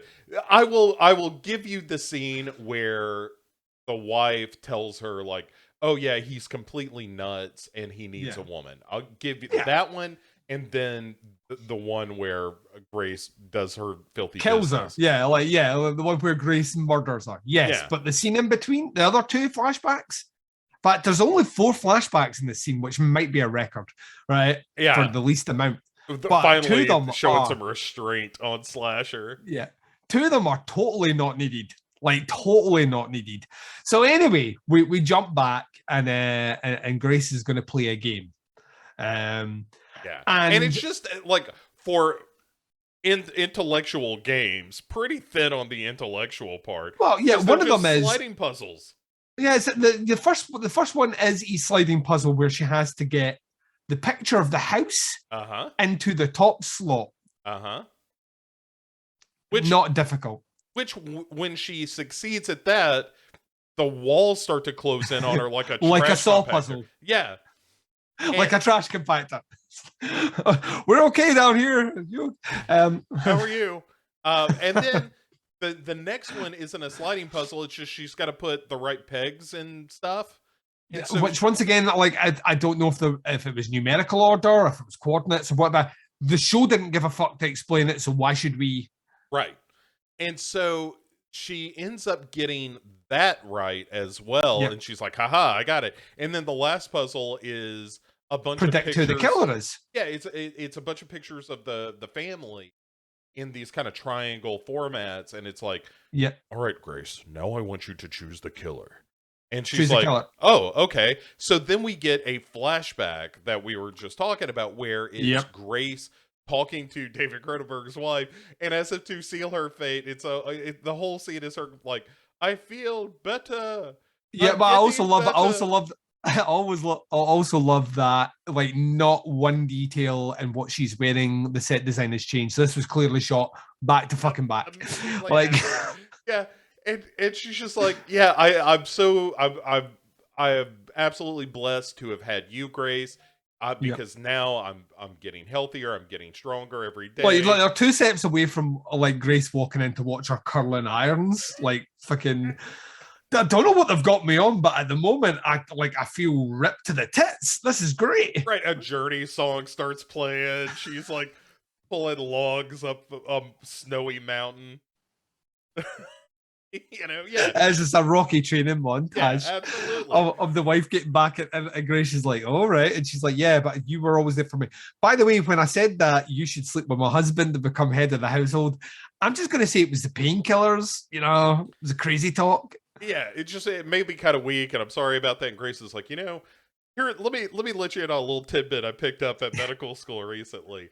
If someone dies of cancer, they don't do an autopsy, because they just assume it was the cancer that killed him. And I also think that's not true. Probably not, especially in this scenario. But Grace is especially if you've been charting as being getting better from the chemo, you know, like, I don't think if you die the following day, I don't think, well, you know, maybe we got it wrong. And so David Cronenberg's wife is like, huh, that is interesting. I don't know why that would have anything to do with our current situation. And Grace is like, yeah, me neither. Hang on a second. I'm going to inject this shit into your IV bag. Yeah, let me just fill this injection in front of you while I'm telling you about the autopsy, villain. And I'm just going to knock this air bubble out. And so they don't actually do an autopsy. Do you see where I'm going with this? You don't. Hey, what are you doing with that needle? And it's a real, like, squirt ack. Yeah. I mean, she's immediately dead. Oh yeah, straight away death. Yeah. And like, oh no, sorry. There's 5 flashbacks in this. Is there? Because we've had 2 so far. There's 5. There's the 3, one where 4.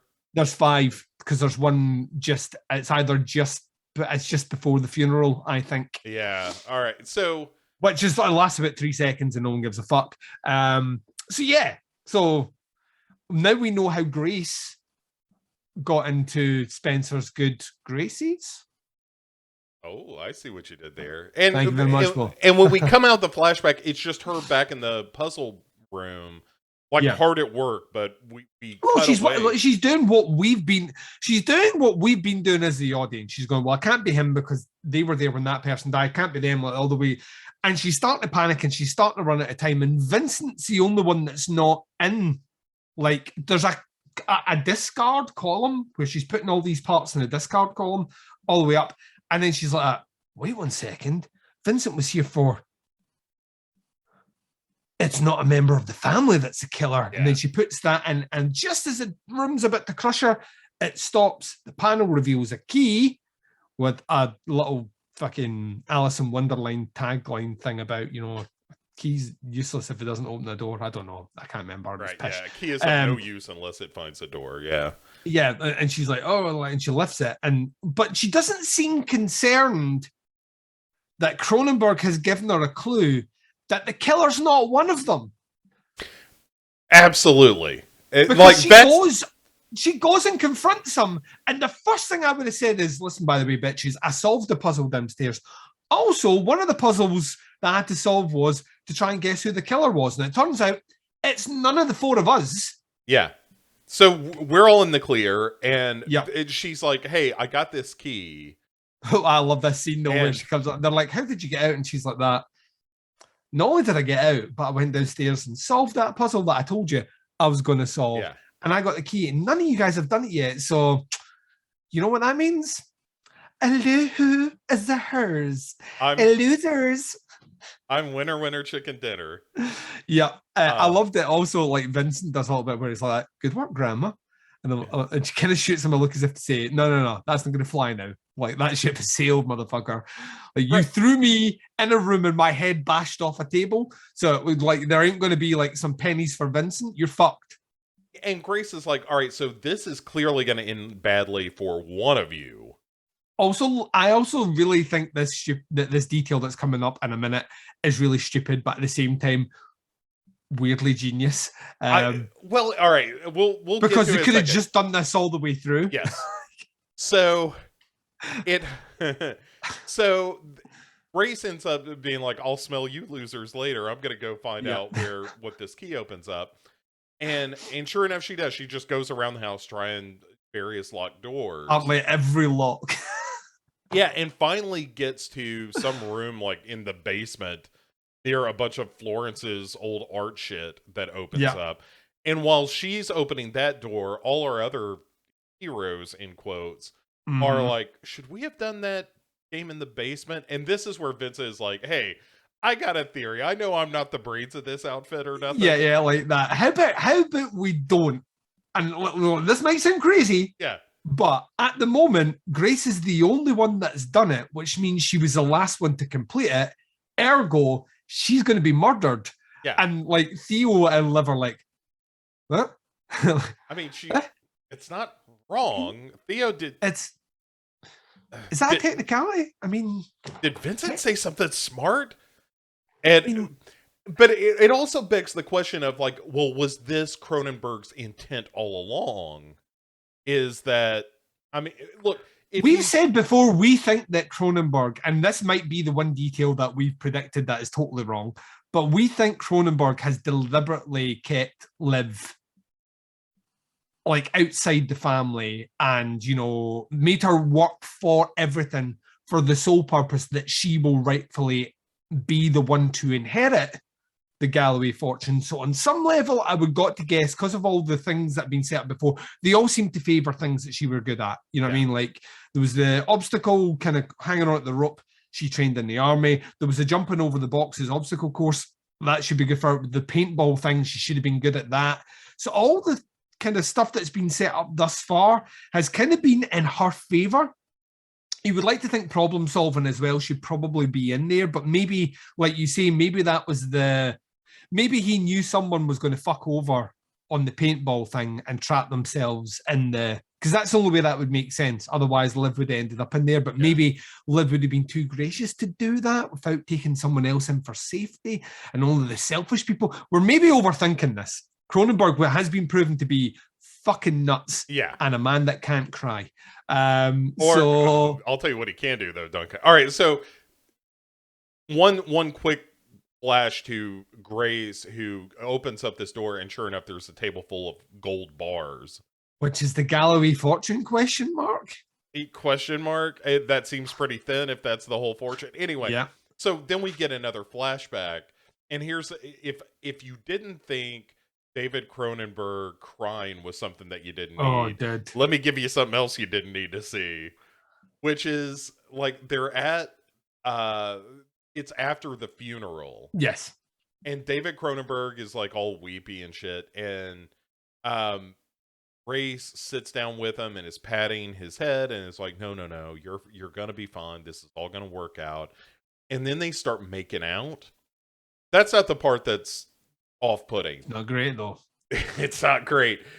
The other part though is the implication is he starts to kiss down her body and then she lays back.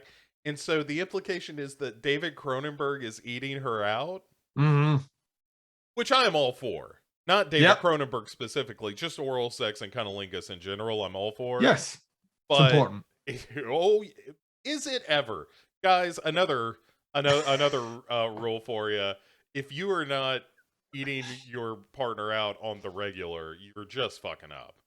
Yeah. Anyway, I mean, a real good toe curling cunnilingus session will buy you a lot of points. Yes. That is how you get blowjobs. Just saying. Anyway. But yeah, it's one of those things that I just never needed to see is David Cronenberg eating anyone out. especially in this advanced age. Like, you go back to the Shivers era of David Cronenberg, he can eat out whoever he wants. But old man David Cronenberg, he's not old though, Bo. Look at his hair color. Right, he's in the prime of his life. Anyway. This is so shit. Anyway, we jump back and Grace is looking at a pile of gold, and as she's like, oh, the gold in the background, our killer is in the shadows. The gentlewoman, yes. Yeah, starts walking towards Grace, and that while Grace is marveling at the gold, she's like, oh. She gets a feeling, her spidey sense tingles, her Gracie sense tingles.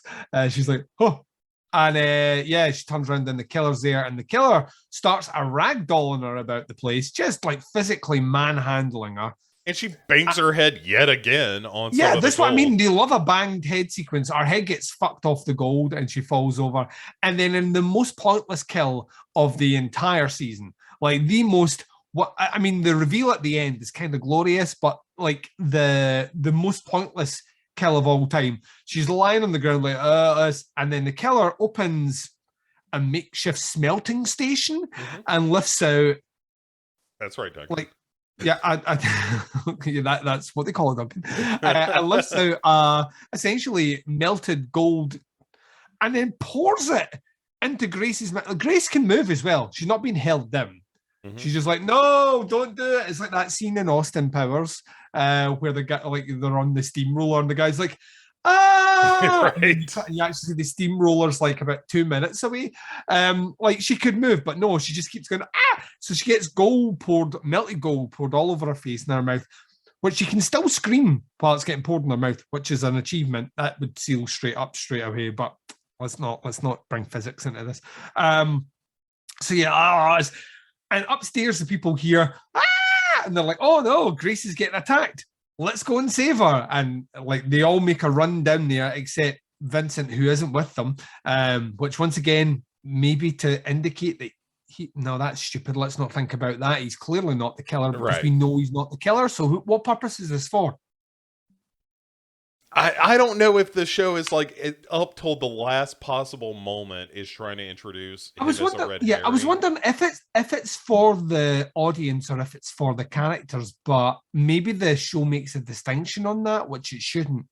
It's terribly stupid. It should be like the audience and the characters should come to the revelation at the same time. Yeah. Otherwise, what's the point? It's a fundamental, and that's, to be honest, that's consistently been Slasher's issue, and it's not because we're too smart for the show. Just in general, all the reveal is usually doled out, or it can be worked out relatively easily, well in advance of the characters. Yeah, which to me is an issue because after that point, you're just watching stupid people do stupid things, and at that point, any inkling you have of liking a character is gone because they're idiots. I can't support an idiot in a movie or a TV show. Just can't do it. Anyway, they work their way down. Turns out two of them can't break down the door, Bo, and then all of a sudden Vincent arrives, and then the three of them on three. 1, 2, 3. They kick the door open. Yes. Door opens. Grace is now Gracie Two-Face, and that half her face is all melted off. Better effects than that Batman movie. Just saying. Both Two-Faces in the Batman movies. Yeah, fair enough. Better effect here. It's a cool effect. I liked it. It's a cool visual. Her face is all melted. Her eyeballs all gnarly. You can see the teeth at the side. And they're all like, oh no. Well, and then we have like essentially 3 stupid conversations here, right? 3 wonderfully... Well, there's the flashback first, which is stupid. Yes. The whole back end of this is just... Everything about this is now stupid. Yeah. It's out-dumbing the other. But you flash back to David Cronenberg announcing to the family that Grace is going to be the new matriarch of we need to we knew he was his wife, right? Yeah. So what purpose now that she is dead does this serve? I have no idea what the point of that is. And once again, it would kind of make, from a red herring point of view, it would make sense if there was a lot of family there. Maybe they were all disgruntled, and this happened earlier in the season. But it's 2. He's revealing this is 4 dead characters on the screen. Yeah. He's revealing, like, David Cronenberg is dead, Grace is dead, Robin is dead. Florence is And dead. Florence is dead. This is 4 dead characters. It's a ghost telling other ghosts about some shit that happened. And it doesn't matter at all to the rest of this story. Right, so this is the first dumb thing. Dumb thing number 2, right, is Liv's like that. Liv's like, I mean, this is kind of weird that this happened. Like, Vincent, you couldn't have, and Vincent's like, that's right, I couldn't be the killer. I bet you feel real fucking shitty now about calling me the killer. Isn't that right, brother? Isn't that right, Liv? I can't be the killer. That's right. And meanwhile, Theo's like, if the killer, we kicked down the door and the killer was killing, and then Liv's like, well, yeah, like, obviously killed her and then escaped. And he's like, right, Liv, for the entirety of this season, I thought you were the smart one, but there's only one door. If the killer's not here, how did the killer escape? Yeah. And then Vincent's like, well, the secret passageways that I apparently knew about, even though I was kidnapped and have repressed memories of my family, the secret passageways. And Theo's like, no, Grandad locked these because he didn't want us snooping. And he's like, maybe we should try and find them. So they're all searching around the room, and Liv finds a passageway which they open, which has red strip lighting running all the way along it. And he's like, wait a second, these are old passageways that were locked a while ago, but this is modern lighting. Someone's put this in. And then I think it's Liv that says this, which once again, stupid fucking character, because she's like, yeah, the killer must have put these in. And I'm like, no, like the killer installed a full lighting system without anyone fucking noticing on the island. This was fucking idiot, Liv. Yeah, this is David Cronenberg construction. Yeah, like Theo's like, no, Grandad must have done this. Yeah. He's like, which once again, we know he's trying to kill everyone. So why we even like, why is this conversation happening? And they're like, I wonder where this. I mean, think about it. It's got electricity. The house doesn't have the electricity. So there's electricity in here. There was electricity in the bunker, and there was electricity in the boathouse. Wait a second. The bunker. Do you think the killer's been hiding out in the bunker? Yes, I think the killer's been. Well, what we'll do is we'll split up, and me and Liv will walk this way, and Vincent, you go to the front door, and we'll flush the killer out. And when the killer comes out, you shoot the killer, and then we're all safe, and we'll all go on the boat together and make our way to the Winchester and have a pint and wait for it to all blow over. And like Vincent's like, cool idea. So he fucks off and they walk along, and then we have the most awkward tunnel conversation in the history of awkward tunnel conversations, where it's still kind of making out that maybe one of the two characters we know is definitely not the killer could be the killer. Right. All of a sudden it's like, well, maybe it's Liv because she's talking about this anticipation of bloodletting that she felt. And she's got a knife out. Right. Yeah, she's got a knife out, and she's like kind of looking over her shoulder, and Theo's kind of looking at the back of their head, and they're kind of being all awkward, and they walk along the length of this corridor. Meanwhile, Vincent's outside the bunker, like doing push-ups and getting himself psyched up. And they walk into the bunker, and they find Afra's bloodbath, where there's bits of her mum's finger, or daddy rampage. You killed daddy. Daddy. All the stuff lying there. Daddy? And then there's a series of monitors, which I can't remember seeing at any point. Did not exist in the earlier scenes, to the best of my memory. And all right, so speaking of dumb shit, so they find all these like closed circuit television monitors all over the house. Yep. And they see the killer sneaking up on Vincent, who is waiting outside the bunker. So they're like, oh, we got to go get him. And Vincent ends up wrestling with the killer who sneaks up on him. They bust out of the bunker. This is amazing. This scene is absolutely fucking amazing. Because I know what you're about to say. And when I saw it, I was like, oh, what the fuck are we doing here? Honestly. So the killer takes off. Well, they physically tackled in the killer, like Liv. Yeah. Like puts the killer on his ass, her ass. And the killer gets up and goes, oh, and then runs away to the woods. And the three of them, none of them chase after. They've got a gun. They got a gun. Right? Like they've got a gun. None of them chase after the killer. They're like, let's go back to the house. Well, right. They decide, let's go back to the house instead of, hey, why don't we use those closed circuit cameras that we just saw to hunt the kid? But Right. Vincent, though, doesn't join them. Vincent goes back down through the secret tunnel. Right. It's so dumb. Like, we can just sit here, see where the killer goes, and either A, wait him out, or B, wait until the killer goes to sleep and then go hunt him. Like, if we go into the bunker and one of us mans that entrance, and we can see the other entrance using the CCTV camera, we're fine till 9 o'clock. Yeah. Oh, absolutely. And then all we got to do is get it's so dumb. So, but they ignore all of that and they just all run to the house. And Liv spots some blood, like, oh my God, like we clearly wounded our killer, and we see handprints on the columns inside the house. And then the killer just goes for the killer pulls a clever girl here, right? It's a clever girl. Right. And there's a trap because she's put handprints on the wall, but she's actually behind them.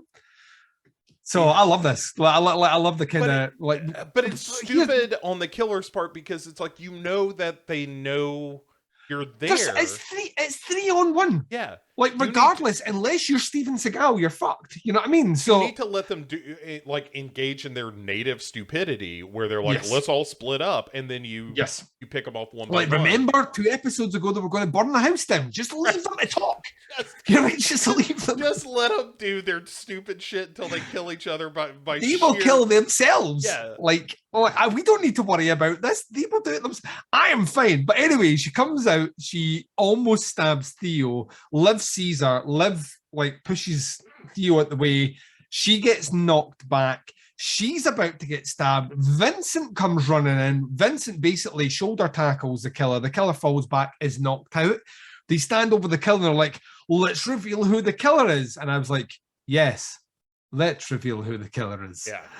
Which they duly do. And it's Dr. Death. Yeah.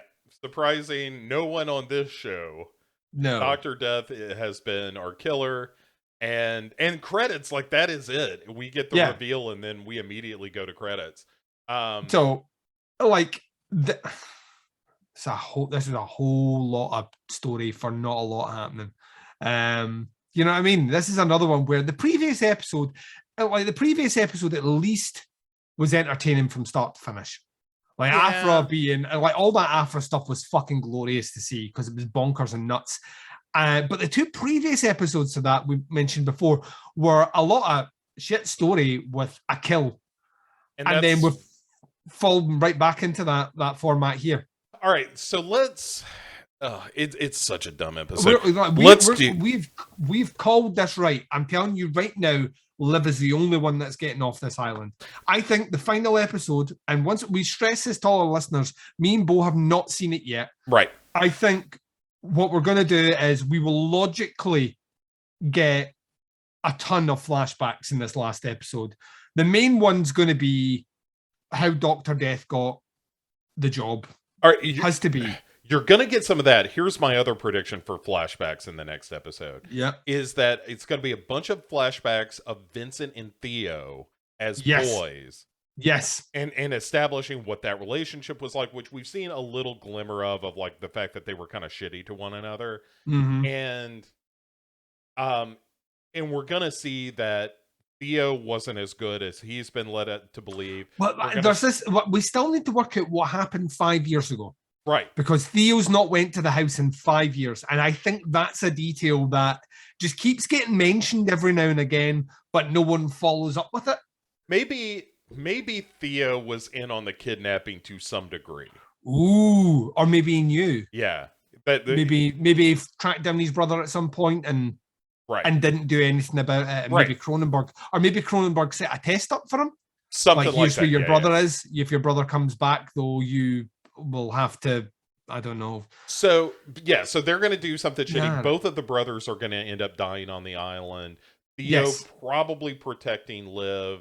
Vincent maybe protecting Theo or both of them. Like, I think it's going to be some sacrificial deaths kind of thing.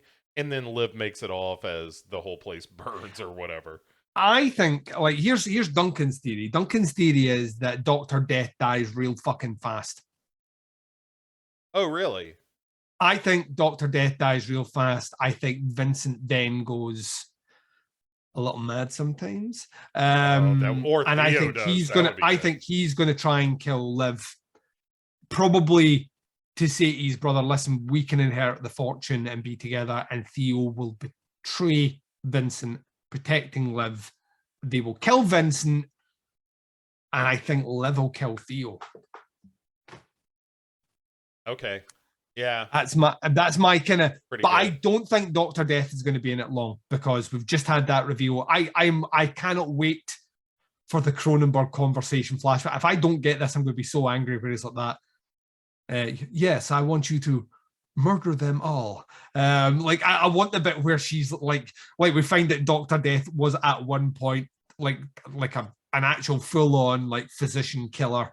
Like a mercenary for hire in like Saigon or some shit like that, where she just like had like a fucking like a necklace of ears or something. Like that's like I want that. I want the reveal that she is an absolute stone cold killer, and that is why Cronenberg hired her. I can get with that. So well, it only makes sense. Like Cronenberg has all but said the losers will die. Yeah. Unless we're wrong about that, unless like we've made him out to be a bit more homicidal than he actually is, and she's went into business for herself. But it just kind of feels like that. The room with the gas that killed, like that to me, unless the plan was to always share the oxygen. Mm-hmm. And that's what Cronenberg never intended anyone to die. This was to bring the family closer together, but it just went horribly awry. I don't think that's the case. No. Like he's hired her to kill them. Yeah. So for sure. Yeah. Yeah, but like, how do you do that? Like, I need a wanted medical physician to help me transcend euthanasia. Must also have skills to kill. You go through the classifieds and Soldier of Fortune and the dark web. If there's a scene where David Cronenberg's using the dark web, oh, that would be good. Yeah, but so that I think our killer is going to die very quickly, and I think it's going to be left with 3 people. I think Vincent's going to try and sway Theo to his side. Theo's going to side with Liv. Theo's going to defend Liv. Vincent's going to die. I think somewhere in there we're going to get the revelation of something that Theo's done, and that's going to be. That'll be it. Well, and I think that's what's going to cause Liv to. I think physically Liv is going to have to do it. Otherwise, she's not a Galloway. Yeah, I think you're right. I think she kills Theo for sure.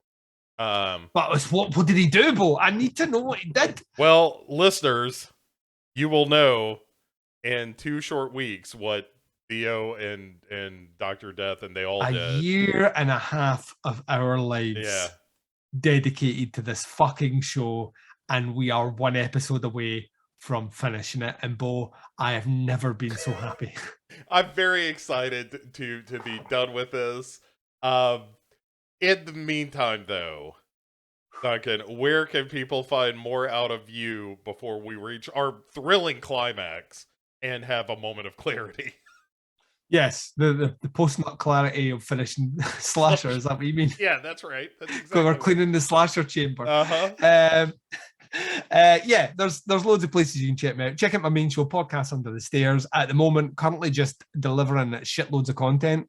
I've kind of just like devolved into whatever I want to do now. I'm just kind of doing up until summer series properly kicks off in a few months' time. Everything's kind of loosey goosey, and I'm kind of enjoying it.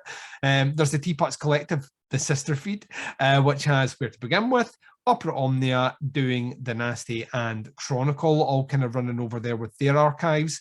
Bo will obviously tell you about an upcoming appearance that I did with him, which we're very excited for you guys to hear. It was a great conversation. But yeah, teapotscast.com is where you can find all those links, or on any podcatcher, either Teapots Collective or Podcast Under the Stairs. Excellent. And yeah, for more out of me, you can head over to Legion Podcast, where you can find all of the Dark Parade, which is the main show that I do. You can find that at legionpodcast.com/the-dark-parade. You can find not only the main series, which in May will be about waterlogged horrors. And Duncan and I, the conversation he is referencing is a look at the movie Moby Dick from 1956, which was a super fun conversation. That was a lot of loved it. Yeah, it was a real good time. So you can check that out there, along with Heart of Horror, which is myself and Kate Pollock talking about filthy sex and romance stuff. Which is every episode of that has at least one story that one of us regrets, and either telling or having lived. And then we've got Found Footage Fool, which is me looking at found footage movies, and also What You Watching with Jamie and Bo, which is a monthly conversation between myself and Jamie Salmons. Just kind of I mean, Duncan, you know this better than anyone. You just basically drop a nickel in Jamie and let her roll. Oh, always, yeah. And magic happens. So you can also find this here show, Duncan and Bo Come Correct. We really appreciate the likes and the subscribes and the reviews, and all of that stuff. Also, if you're watching this live on the YouTube, you can do a little thumbs up there, and that helps a bunch with visibility. And then the very last thing that I do is Pick Six Movies, which is myself and my buddy Chad Cooper. This month, or this season, the season 20 of that show, we are talking about big bombs, including most recently John Carter,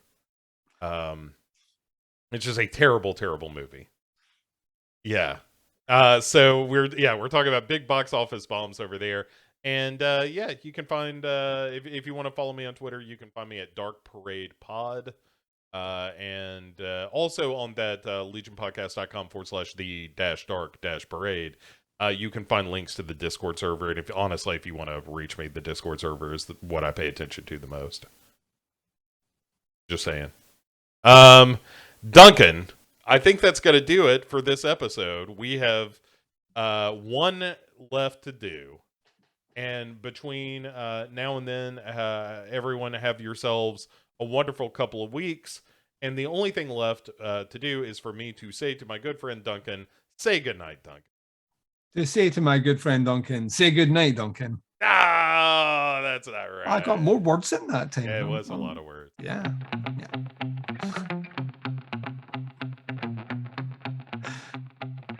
Nice. One to go.